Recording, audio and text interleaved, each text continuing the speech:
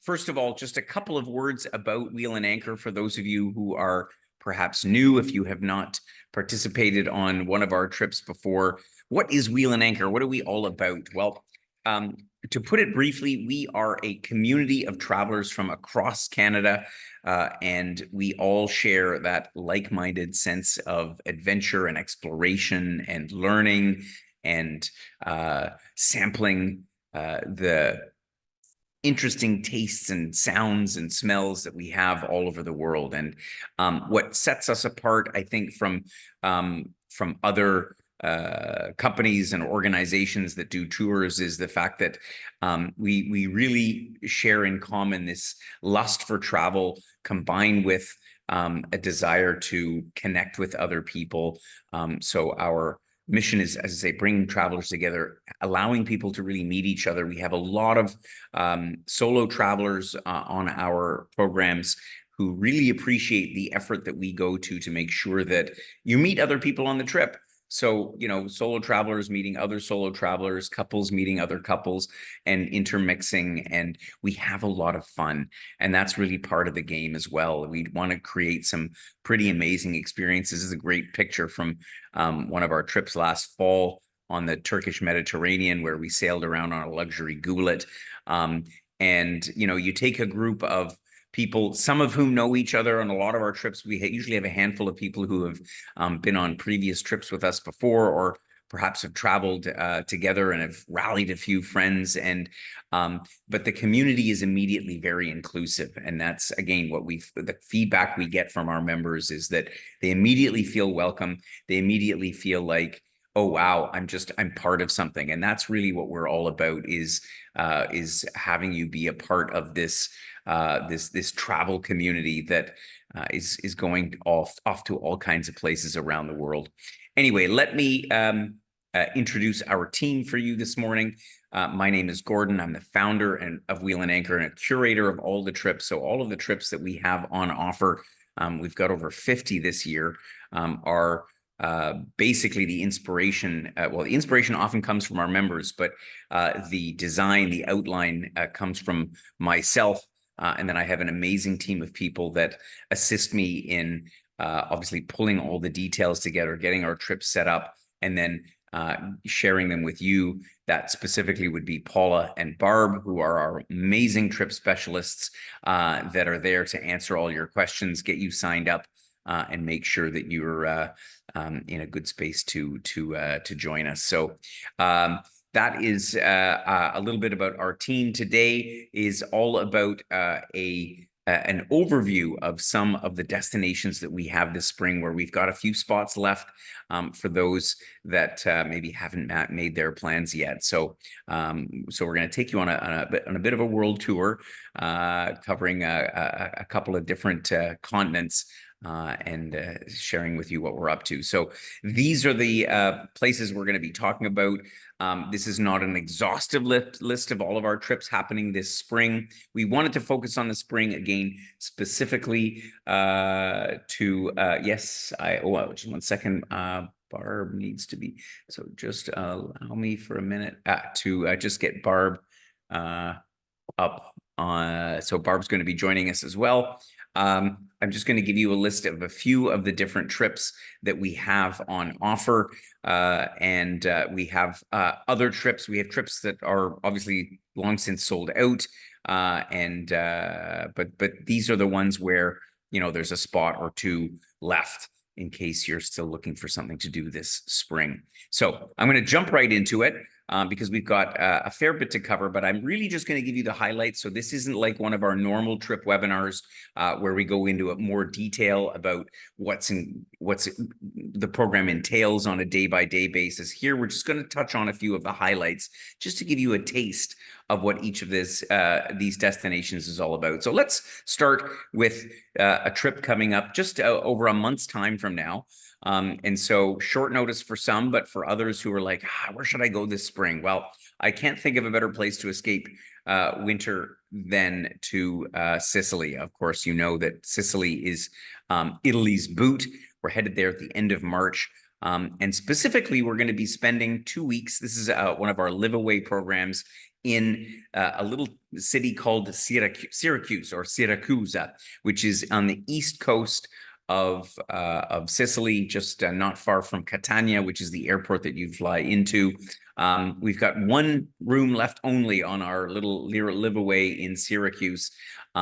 This place here is we're going to be staying actually on the island of Ortigia, which is one of the prettiest little islands that you'll find in the Mediterranean. It's connected by a bridge to the mainland, to the town of Syracuse. And here, this town absolutely oozes with charm. In fact, we pride ourselves in finding these little gems of places to stay, particularly for our live-aways, where we're in one place for 2 weeks. And I tell you, the feedback from our members who participated last year, we're just in love with this town.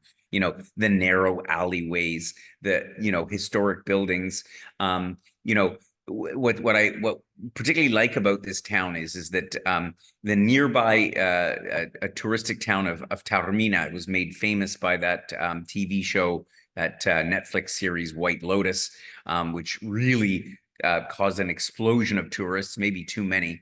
But what I like is the fact that Ortigia retains it doesn't have that over touristic kind of a feel to it. It feels like you are in Sicily from 20, 30 years ago, and people still hang their laundry out on the balconies atop these narrow alleyway streets. It's a very, very cool spot.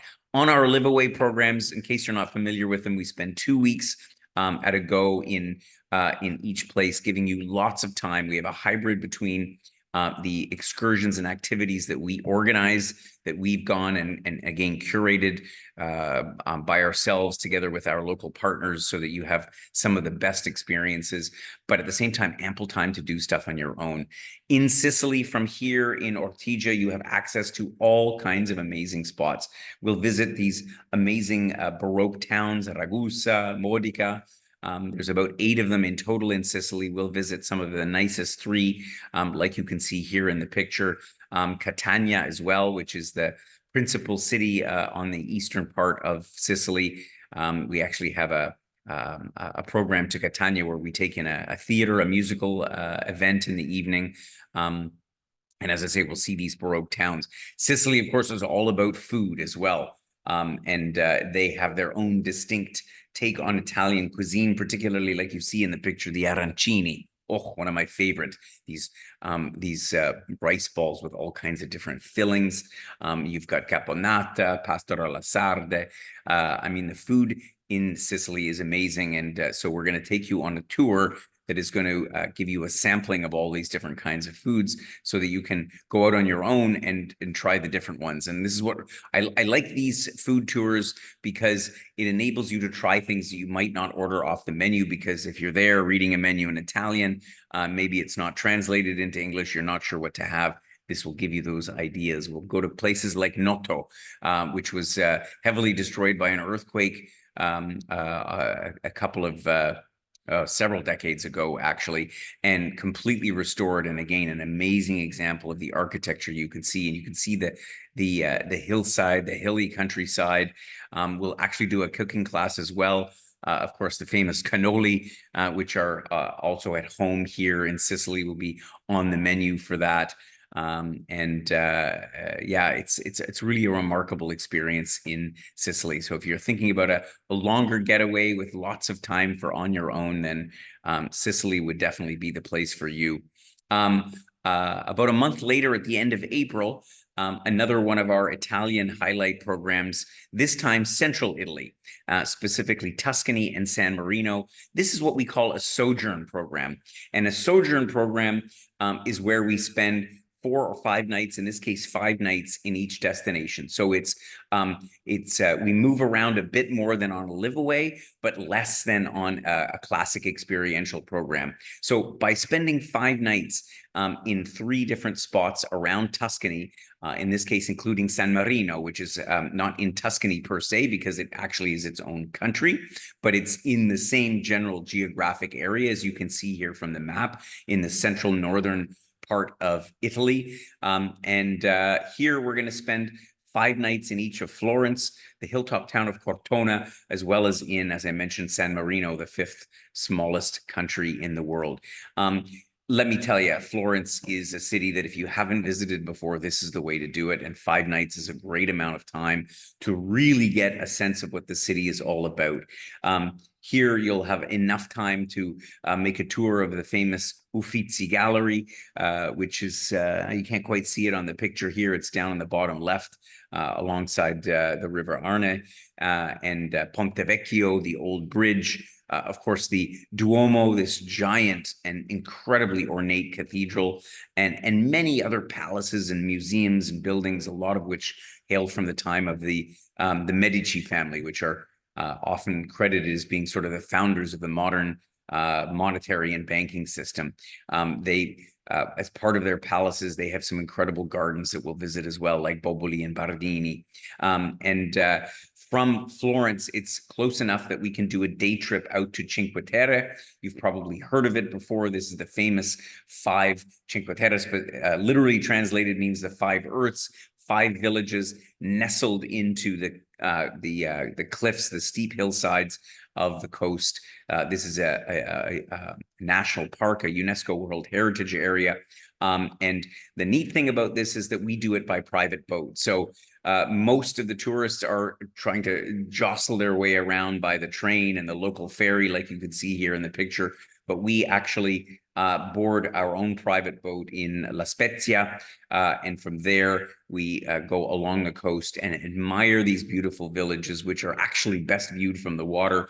We'll stop in at a couple of them, have lunch, and you will have a very memorable time in Cinque Terre. We then, for the second part of our trip in Tuscany, head down to Cortona, a beloved hilltop town in the southern part of the province of Tuscany. And here in this city, which is steeped in history of its own, we'll have access to a number of other spots around the fabled hillsides of Tuscany. We'll visit Montepulciano. We'll visit, of course, Siena, the medieval city with a 1,000-year-old wall, and the famous Piazza del Campo with the Campanile, that high tower. You've probably seen pictures of it before. We'll have some culinary experiences where we'll head out into the Chiana Valley and visit a local farm where we'll learn about grandma's recipes and how to make pasta like pici or tagliatelle or gnocchi. Oh, I get hungry just thinking about the delicious food in Tuscany. And the last part of our trip through our Tuscany sojourn will be in San Marino. San Marino, of course, the 5th smallest country in the world, nestled on this hill. This is kind of a fisheye, bird's eye view of the main city of San Marino. So you can see how cool it is as it sort of embracing the side of the hillside up here.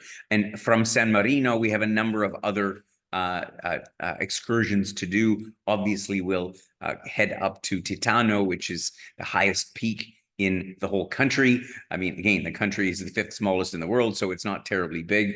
But from here, you get an amazing view out over the countryside and the surrounding area of Emilia-Romagna, which is actually technically the province that is surrounding San Marino. And we'll visit the castle town of San Leo, and we'll do some olive oil tasting.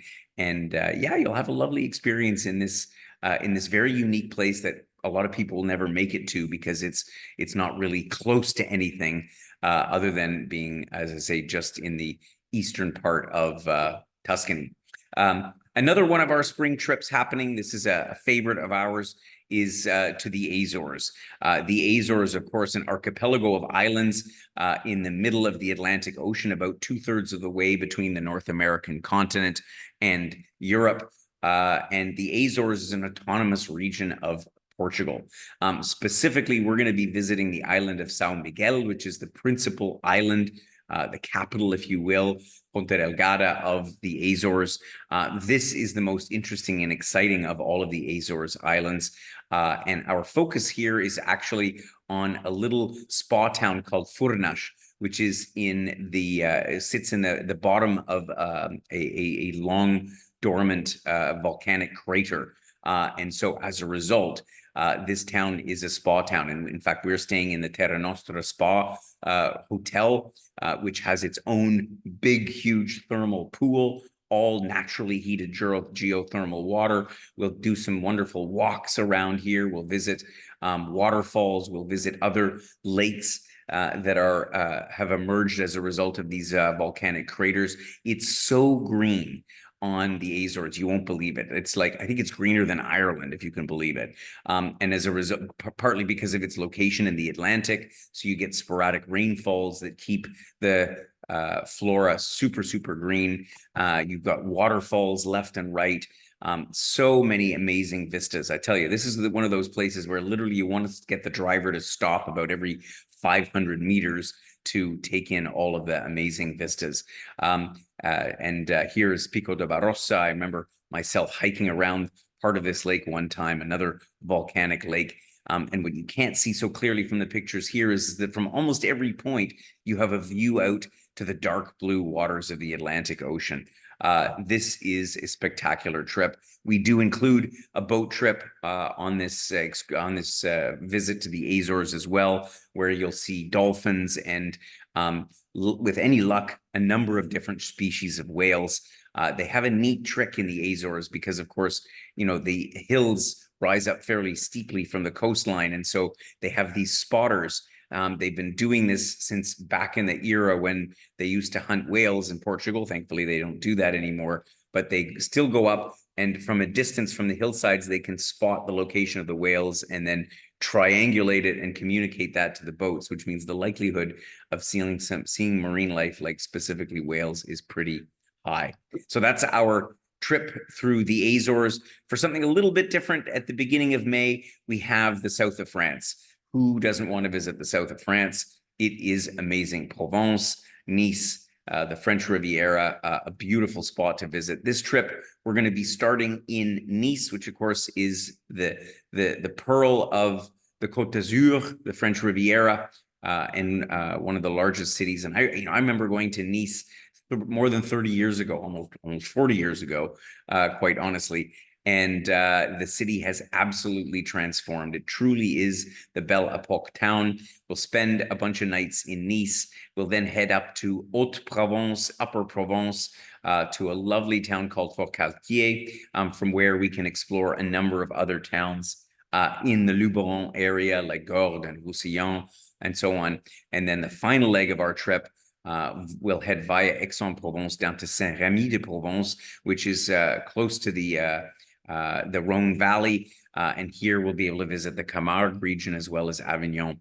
Nice, as I mentioned, the Belle Epoque city, with its long promenade, the Promenade des Anglais, and the beaches overlooking the Mediterranean. It's just a wonderful town. And from Nice, we're going to go out and visit nearby places like Saint-Paul-de-Vence, the famous artist town on top of a hill, and of course, Grasse, the world headquarters of perfume making, and as well as a number of other things. And on this trip, like most of our trips, we've got ample free days. There's a whole day where you can go and explore other parts around Nice. It's easy to get around. For those that are fanatics, you can go and, for example, spend part of a day in Monaco, Monte Carlo, which is easily accessible by train. As I mentioned, from here, we head up to Haute-Provence and the Renaissance town of Forcalquier. And this is where you get into that traditional hilly French countryside that Provence is so well known for. We'll from there, as I say, we're going to branch out and visit a number of different places. Here's a good shot of me at the Gorge du Verdon, which is really amazing landscape. And I remember the first time when I traveled around this part of France, and Provence is partly what you imagine, all these beautiful little chateaus and villas all scattered throughout the countryside, but you also have a lot of very wild terrain. I was totally taken aback by this Verdon Gorge, by how vast it is and how uninhabited it is. You wouldn't think you'd find something like that in the middle of France. As I say, our last stop will be, we'll drive from Forcalquier to Saint-Rémy-de-Provence via Aix, the former home of the artist Paul Cézanne. And from here, we get to visit Avignon, the home of home of the famous Palace of the Popes, which is quite a gigantic structure where numerous popes over a number of centuries lived and worked. We'll visit Arles, which is an interesting little tie into home, because we're going to visit a cultural center in a building that was designed by Frank Gehry, of course, the celebrated Canadian architect. And we'll also take in a bit of the Camargue region, which is the nature reserve that's formed by the delta of the Rhone River. So lots to see on this exploration, this sojourn program, again, because we spend more time in each spot, really allowing you to focus in on the south of France. Following that trip, oops, we jumped the wrong direction. Following that trip, we're going to head over to the Canal du Midi, and we have, I think, one or two spots left on this trip happening in mid-May. The Canal du Midi, for those of you who maybe have heard of it but are not terribly familiar with it, is a canal which links the Mediterranean to the Atlantic Ocean, built during the Napoleonic era. In fact, at the time, it was considered to be one of the most significant engineering feats of humanity. And when you cruise along this canal, you will see why. Our trip on the Canal du Midi actually begins in the town of Montpellier, which is the headquarter of the International Wine and Vine Expo, so one of the most important expos relating to wines. This town was made the capital of the Languedoc region, which is this whole part of France down here in the south central part of France.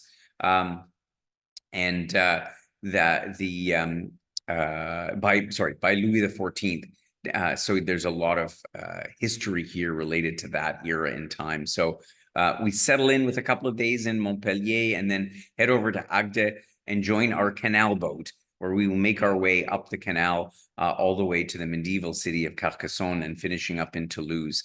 Montpellier, as I mentioned, the Surdoué, the Wonder Child, is a remarkable town. And what's nice about a trip like this is that we're visiting at the beginning, at the end, cities that most people don't otherwise get to visit. And I love these cities in many ways, even more than Paris, because they represent sort of true France. And you can see the mini Arc de Triomphe that they have there in Montpellier.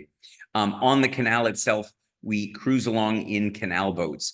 And so this is a bit of a unique approach for trips. I haven't seen anybody else in Canada offering such a trip, because this is a member participation type of an experience. Obviously, your Captain Henk is going to be the one that's piloting you down the canal and making sure that you get to the right stop along the way. But all of our members can take their hand at the wheel and, in fact, are involved in the whole locking through procedure. We go through 42 locks as we make our way along the canal between Agde and Carcassonne. So it's a lot of fun. There's stuff to do, but there's also just lounging around. You can see a couple of people here on the lounge chairs, just enjoying the countryside as you go by. We'll visit smaller cities like Béziers with its staircase lock that you'll go through, 7 locks taking you all the way up to the next part of the canal. We'll do some wine tasting at some chateaus, like, for example, Parazza, which was a favorite one. We had a lot of fun there when we went last year. And a number of other villages. There's a great cooking class we do along the way. So it's really a great experience to just amble through the countryside. You can bike alongside. We usually take a bike with us as well on the canal boat. And we go along at a very leisurely pace, as I say, enjoying the country and having dinner in these villages that we pass by, as well as breakfast. It's a lovely, lovely way to see a bit of the southwestern French countryside. And Carcassonne is where we'll end up, which is the largest fortified city in Europe. Maybe you've been to or heard of Dubrovnik in Croatia, which is also one of the trips that we are featuring this spring. But Carcassonne is truly, truly remarkable because it's so well preserved. And we'll have a chance to wander around. And we'll end up the trip in Toulouse, again, a city that most people don't think about visiting. It's best known as being the headquarters of Airbus. So when you fly in and out, you see all of these Airbuses that have aircraft that have just been completed. But the city itself is remarkably beautiful. Everything in a hue of pink. That's why they call it the Pink City. So the Canal du Midi, a very different and interesting adventure in southwestern France. Also in May, we have our annual Croatia-Slovenian Adriatic Coast program. This is always a favorite, and we do have some cabins left this May in case you haven't decided to go somewhere already. And this one is super, super loved by our members. We begin in Ljubljana, the capital of Slovenia, and spend a few nights there exploring this wonderful country in the Alpine region of Europe. We then head down overland to Split, where we embark on our private yacht and spend 7 nights cruising the archipelago of islands down as far as Dubrovnik. And then the last part of our trip, we explore the peninsula called Istria, which is the foodie capital of Croatia. Slovenia is one of those places that you probably never would think about going until you get there and you think, how is it that I didn't know about this place? It is so picturesque. We stay at Lake Bled, which is a charming little town located here on the side of the lake with a castle overlooking it. We'll visit this St. Mary's Church in the middle of it. You get a chance to ring the church bells, and we'll visit a number of other lakes and picturesque villages in Slovenia. Including Lake Bohinj as well, which is actually the largest lake in Slovenia and usually way off the beaten track for most travelers visiting the area. Ljubljana, the capital, in and of itself is a super colorful city. It's one of the ones you're like, you could feel like you could live there because it's sort of a mix between, you know, an Austrian feel as well as a Balkan feel, and is truly a very picturesque little city. Our ship for our cruise around the Croatian coast is the Ave Maria. This is one of the most luxurious charter ships, yachts that's going. On our trips, we have a maximum of around 30 guests on board. So it's all to ourselves. We have this whole thing to ourselves. And we, again, have a lot of fun cruising around for 7 nights. We'll visit little islands like Hvar and Korčula with its herringbone streets. We'll visit Pelješac on the mainland. And of course, Dubrovnik, the medieval city with its famous walls. That is a highlight for any trip to this region.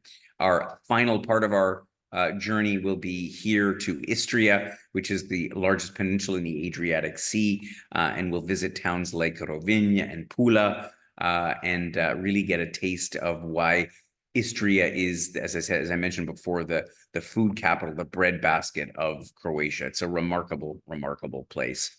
If cruising isn't your fancy, even though it's not really a cruise, it's a yacht program, so it's really boating with friends. But maybe you're a garden lover. And if you are, this trip is some of the best way to see some of the best gardens in Europe, specifically in France, in England. So with our resident flower expert, Todd, who is actually one of Toronto's leading event designers in the area of floral arrangements, he's going to take you around through starting in Paris, to Orléans in the Upper Loire Valley, and visiting 2 significant flower shows that are happening at this time of the year in France and in England. One of them being the Journée des Plantes, the plant days that happens just outside of Paris at Domaine de Chantilly, which is a lovely French castle.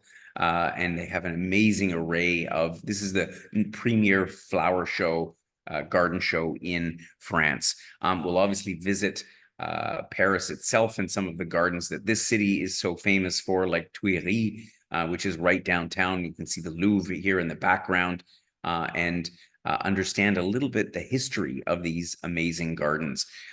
Further south, we're going to go down by coach and visit the town of Orléans. Again, one of these cities that you probably would not otherwise think of visiting. But if you are a flower fanatic, particularly the irises, we are going to follow the Route des Iris, the route of the irises, and take in some amazing gardens through this area. So after the first half of our trip, we then head back to Paris, take the Eurostar train through the Channel Tunnel, and end up in London. And of course, London, you know, the English are fanatics as well about their gardens. So we're going to go around while we're in London and visit some of the famous gardens there that are there obviously on an ongoing basis, like Kew Gardens, which is the largest UNESCO site in London. And then, of course, the Chelsea Flower Show. So we have arranged VIP tickets to the Chelsea Flower Show. Not easy to get. We have to book them well in advance. This is really one of the most prestigious garden shows, if not in Europe, in the whole world. And so it's quite a hustle bustle place, but I'll tell you, you see things that you just won't see anyone else. So if flowers are your fancy, visiting gardens, then this is a trip that is, I think, quite unique to us, and one that you'll enjoy very, very much. Also in May, we're going to be visiting Peru. And Peru, for those who perhaps want to stick in the same time zone, don't want to make a trip across the Atlantic. Peru is, yeah, I've been a few times to Peru, and it never ceases to amaze me. Our trip to Peru is going to take us down to Lima, of course, the capital city, which is a foodie town. A lot of people don't realize that, but the cuisine they have in Lima is absolutely outstanding and perhaps the best in all of South America. So we'll spend a few days exploring Lima, what that city all has to offer. We'll then drive down the coast to a town called Paracas. From here, we'll be able to do an optional flight over the Nazca lines. That's those geoglyphs that were carved into the desert that you can best view from a private aircraft flying over. It's really remarkable to see how these things have been around for hundreds and hundreds of years. Nobody knows exactly how they were created or why they're still there, but they are remarkable to look at. We'll visit some marine life in the Ballestas Islands. We'll then head back to Lima and then fly. Sorry, I'll go back to the map for a second. We'll fly inland to high up into the Andes to visit Cusco and, of course, Machu Picchu. Lima, as I mentioned, has some very interesting neighborhoods. We're specifically going to be staying in Miraflores near the coast. And so it's a very safe part of the city. You can walk around, explore. They have some very cool markets, street art like you can see here in Barranco. The Nazca lines, as I mentioned, here is one of the most famous ones, a shot taken from an aircraft.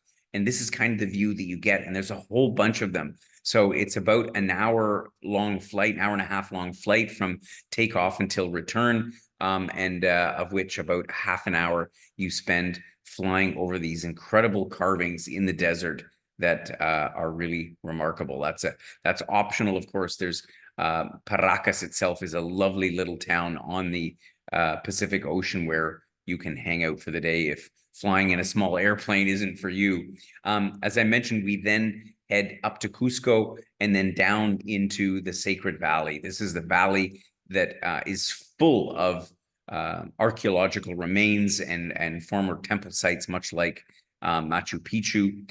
We'll stay in Ollantaytambo, which in and of itself is a massive Inca fortress, and you can see the remnants here on the side of the hill. We'll visit a number of other towns. There's wonderful handicrafts and textiles here. This is one of those places where even I was like amazed by the breadth and the quality of the souvenirs that one that could pick up. Of course, we then head in by train to the lost city of the Incas, Machu Picchu. This, it goes without saying, is one of those bucket list items that you really ought to have seen once in your life. It is an incredible structure. And so we will have two opportunities for those that wish to see Machu Picchu from our base in Aguascalientes at the bottom of the mountain. Yeah, that basically in a nutshell is our trip to Peru. And one more at the very tail end of spring, or actually it's technically is the beginning of summer already. We have one compartment left on our African Rail Odyssey program. This is our, how can I call it? This is our pinnacle program of the year. We set this program up 2 years ago because it's very, very difficult to get compartments on this train. The Rovos train will take us from Cape Town in South Africa all the way through the country up to Pretoria, the capital, and then continuing on up through Botswana and Zimbabwe to Victoria Falls, which is, of course, on the where the Zambezi River tumbles down into a gorge and then carries on from there. We'll continue through Zambia and visiting Kasama and the national parks up there before heading up into Tanzania and ending up in Dar es Salaam, the capital, with a optional extension program to the tropical island of Zanzibar. This trip will begin with a pre-tour for those that wish to Franschhoek, which is in the Cape Winelands. It is beautiful countryside, mountains, and this is where sort of the heart of South African winemaking happens. So we have a lovely program there in Franschhoek. This picture, although it's titled Franschhoek, is not actually Franschhoek. This is the other side of Cape Town. But Cape Town itself, obviously, very, very much worth a visit with the 12 apostles that you see here, these mountains lining the coastline, and Table Mountain, of course, as well. While we're in Cape Town, we will visit Boulders Beach, which is on the way to the Cape of Good Hope. That's where you see all of these Cape penguins that you see sitting around here.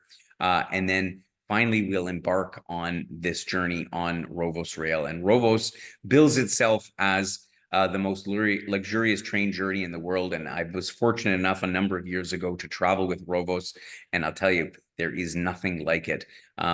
You get a picture of the bar car. So this just gives you an idea of the ambiance on board. Everything is luxe. It truly is a wonderful journey.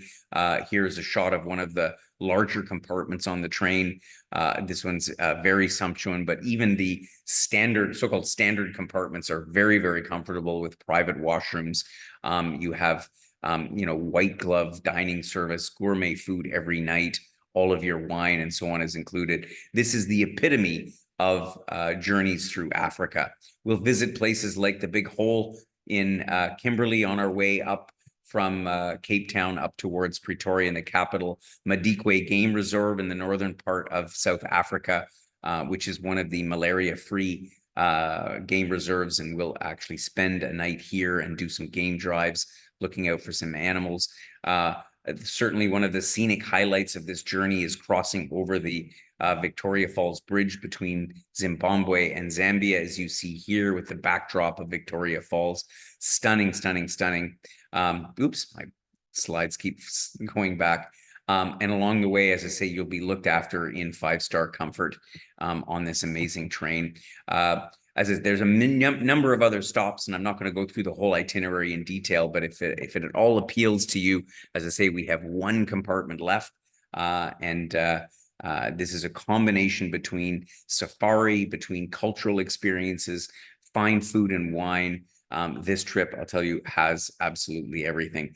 And it will culminate for those that wish to add on a few days by the beach in the beautiful Spice Island of Zanzibar, just off the coast of Tanzania. It's part of Tanzania. And we'll stay at a lovely beachside five-star lodge and enjoy a few days in the sun and exploring the culture and the turquoise blue waters that Zanzibar is so famous for. This is a shot of Stone Town, the capital of Zanzibar, which is of course Arabic influenced, and so all of the design, the culture there is really, really remarkable. So anyway, that takes us through the remaining spring programs that we have left. If you have any questions at all about any of those programs, I would be delighted to entertain those now. As I say, we have a handful of spots here and there on these trips, and so we'd love to have you along. We have a lot of fun on our trips, and so if you haven't made any last-minute plans, or if you're sort of thinking, well, what if, you know what, there's no time like the present. In any event, Barb, have we got any questions that have come in so far? Or have I done too good of a job? Yeah, well, not a lot because it's a different format today, but there is just a question about if any of the trips are combinable, which a couple of them are intentionally combinable. Yes, combinable. So for example, let's see, is Sicily and Tuscany combinable? I'm not I think the main one is the Portugal ones, the Porto and the Azores. Those dates are intentionally combined, and the France Canal de Midi along with the Provence ones. We didn't mention Porto on here, but our Mm. Portugal programs, our sojourns are typically combinable. So as Barb just mentioned, we also have Porto in the Douro Valley, which happens adjacent to Azores. So if you're going over to Portugal, by all means, make a stop in the Azores, continue on to Porto, or Porto actually comes first this time around, if I'm not mistaken. Mhm. In Yeah, any it of did. they're back to back. And Barb, as you just mentioned as well, you can do the Provence and French Riviera trip, which is immediately followed by our Canal du Midi trip. In fact, I think we have some members already that are going from one on to the next one. So that's definitely possible. Other than that, of the trips mentioned here, I don't think any other ones are specifically combinable, but if you are looking to make the journey over, there might be, a few days or a week in between, but you could, for example, do 2 other programs and just find a way to spend some time in between. Right, yeah. Yeah, so that's the only question that came in. But yes, if people are interested, please reach out. The sooner the better on these. We do need to give our allotment space back a few months before, and that makes it more challenging to get it back because it goes out to the public. So So we've been holding on to some space just to see if anybody else wanted to join us on these trips, but they're going ahead with or without you. So we hope that you'll maybe decide to come along if you hadn't already made some plans for this spring. So if you do have any other questions, as Barb just mentioned, please reach out, give Paula or Barb a call. They'll be delighted to answer your questions and get you signed up for one of these trips before we have to close them off because it's because there's no more space left, which is happening all too frequently these days with the demand in travel all over the world and the fact that we choose pretty boutique specialty hotels that don't have huge inventory, which makes it for a nice experience. So good. Well, I appreciate you having joined us. Oh, did another question just come in? Oh no, I see you just put in our next webinar. yeah, Which Madeira. Sorry, Madeira. Next week, as Barb just put in the chat box, if you are interested, we are gradually introducing our 2025 programs. We currently have a live away happening in Madeira right now and a whole bunch of happy members. So, but if you would like to consider heading off there next year, at this time next year, then join us for our webinar next week. That's 1 week from today, Thursday, February the 29th at 11 a.m. And as Barb mentioned, the link for that webinar is in the chat box. Thank you for joining me today. We appreciate your interest in our webinars and in all of our travels. And we hope to travel with you soon. And we hope to otherwise see you somewhere along the way. So take care and have yourself a great rest of the day. Bye-bye.